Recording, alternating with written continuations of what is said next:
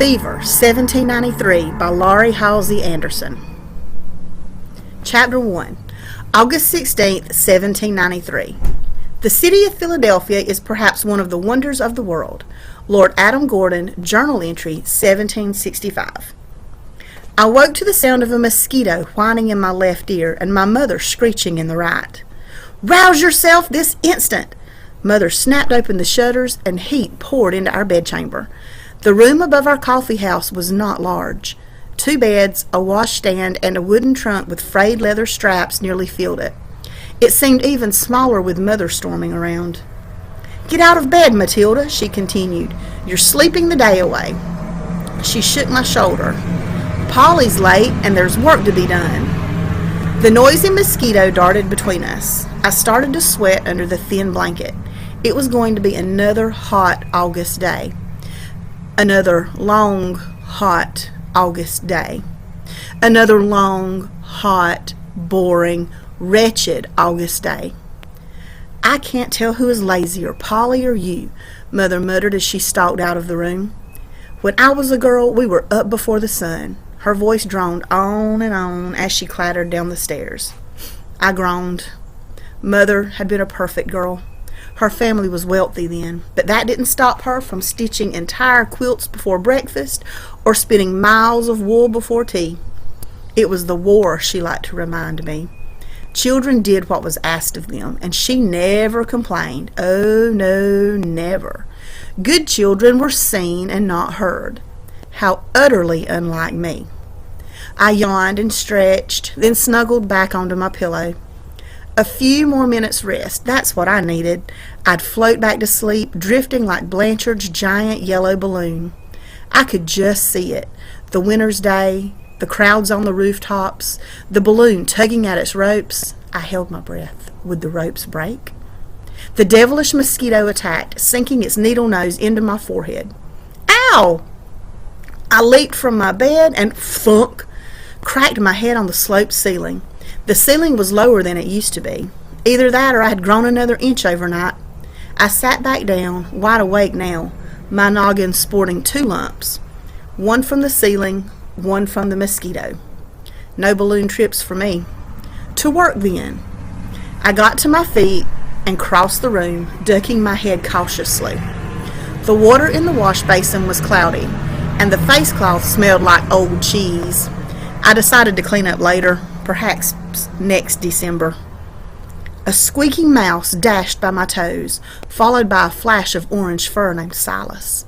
The mouse ran to a corner, its claws scratching desperately on the floorboards. Silas pounced. The squeaking stopped. "Oh, Silas, did you have to do that?" Silas didn't answer. He rarely did. Instead, he jumped up on Mother's quilt and prepared to pick apart his breakfast. Mother's best quilt. Mother abhorred mice. I sprang across the room. "Get down!" I commanded. Silas hissed at me but obeyed, leaping to the floor and patting out the door. "Matilda!" Mother's voice called up the stairs. "Now!" I made a face at the doorway. I had just saved her precious quilt from disaster, but would she appreciate it? Of course not. No more dawdling. I had to get dressed. I fastened my stays and a badly embroidered pocket over the white shift I slept in. Then I stepped into my blue linen skirt. It nearly showed my ankles. Along with the ceiling getting lower, my clothes were shrinking too. Once dressed, I faced the rather dead mouse and wrinkled my nose. Picking it up by the tail, I carried the corpse to the front window and leaned out. My city, Philadelphia, was wide awake. My heart beat faster and my head cleared. Below the window, High Street teemed with horsemen, carriages, and carts. I could hear Mrs. Henning gossiping on her front stoop and dogs barking at a pig running loose in the street. The sound of the blacksmith's hammer on his anvil reminded me of Polly, our tardy serving girl. That's where she was, no doubt, in the blacksmith shop, eyeing Matthew, the blacksmith's son. I didn't like it there. The roaring furnace, sparks crackling in the air, the sizzle of hot metal into cold water, it all reminded me of that unmentionable place the preachers like to go on about. My favorite place was the waterfront. I squinted eastward. The rooftop of the State House, where the Congress met, was visible, but the August haze and dust from the street made it impossible to see further than that. On a clear day, I could see the masts of the ships tied up at the wharves on the Delaware River. I promised myself a secret visit to the docks later, as soon as Polly arrived to distract Mother. A few blocks south lay the Walnut Street prison, where Blanchard has flown that remarkable balloon. From the prison's courtyard it rose, a yellow silk bubble escaping the earth. I vowed to do that one day, slip free of the ropes that held me.